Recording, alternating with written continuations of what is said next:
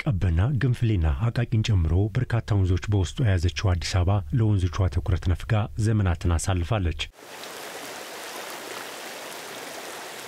አዲስ አበባ ከተማ 76 ወንዞች ያሏት ቢሆንም ወንዞቹ ለከተማ ውበት ሳይሆን ችግር ሆነው አመታትን አሳልፈዋል። ለከተማዋ ነዋሪዎች የጤና ጠንቅም ሆነው አመታትን ተሻግረዋል። በጥቅሉ በአዲስ አበባ ከተማ የሚገኙ ወንዞች የደረቅና የፍሳሽ ቆሻሻ ማስወገጃ ሆነው አመታትን ዘልቀዋል። የአዲስ አበባ ነዋሪዎችም ይህንን ያረጋግጣሉ።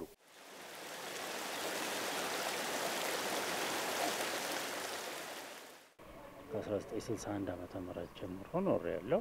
አካባቢው በጣም ቀደም ሲል ቀበና በጣም በንጹህነቱ የሚታወቅ ወንዝ ነበር። ከአንድ 20 ዓመት 30 ዓመት በኋላ ግን በጣም ቆሻሻ ለኑሮ የማይመረጥ እና ከቅርብ ጊዜ ወዲህ ቆዳችን ላይ ራሱ የሚያመጣው ችግር ነበር። ውሃውን ከነካው እስከዚህ ድረስ መመረዝ፣ ጥሩ ያልሆነ ከለር ያለው ለምንም በቃ ለይታ ራሱ ማይጋብዝ ነበር። ምሮ ቀበና ወንዝ ቆሻሻ ነው። ቆሻሻ ይጣልበታል። ማንም ወስዶ የሚጥልበት ነው። ስለዚህ የሞተ ድመት ይጣላል፣ ውሻ ይጣላል። ይሄ በግ ምናምን ሲታረድ የፈርሱ ምኑ በየወንዙ ነው የሚጣለው። በተለይ ወደ ፒያሳ መሻገሪያ ላይ ያለው 7 ደረጃ አልፎ ያለው ቆሻሻ ወንዙ ብቻ ሳይሆን ላይ ከወንዙ በላይ ያለው አካባቢው ራሱ ያለው ቆሻሻ ሰው የሚጸዳዳበት ዝም ብሎ የአዲስ አበባ ወንዞች ወንዝ ከሚለው ስምና ማረጋቸው ይልቅ የቆሻሻ ማስተላለፊያ ቱቦዎች የሚለው ስያሜ የሚቀርባቸው ሆነው መቆየታቸውን የከተማዋ የአካባቢ ጥበቃ ባለስልጣን ምክትል ዋና ስራ አስኪያጅ አቶ አሰግደው ኃይሌ ጊዮርጊስ ይናገራሉ።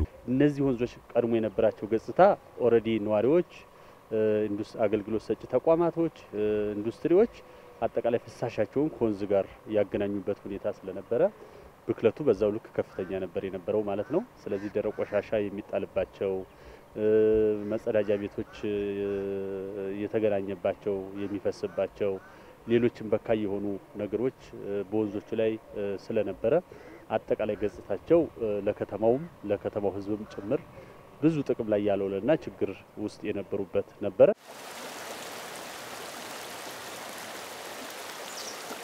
አሁን ላይ ከተማ አቀፍ የወንዝ ዳርቻ ልማት በአዲስ አበባ ከተማ በሁሉም አካባቢዎች እየተከናወነ ይገኛል። እነዚህ ወንዞችም ከጤና ጠንቅነት ወደ መዝናኛነት ተቀይረዋል።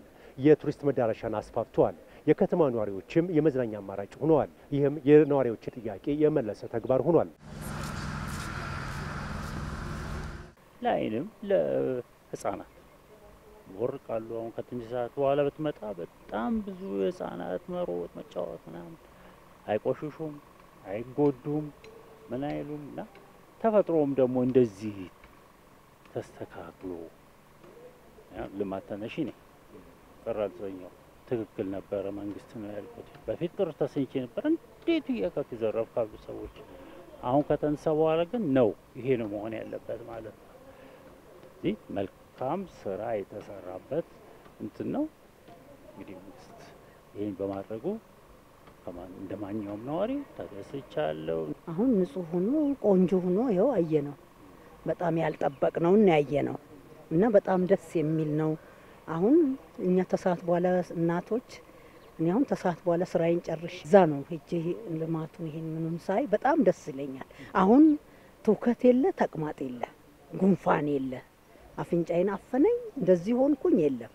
አሁን በጣም ንጹህ ወጣ በንጽህና ነው የምትገባ። በጣም ውብ የሆነ ነው። በቃ እንደምን ልበልህ እንደ ዱባይ አይነት ነገር በጣም እየተደነቅኩኝ ነበርና እዛ ያለ ማናፈሻው 2-3 ምሽት አሁን በዛ ነው ማመሻው ወክ እያደረኩኝ ማለት ነው።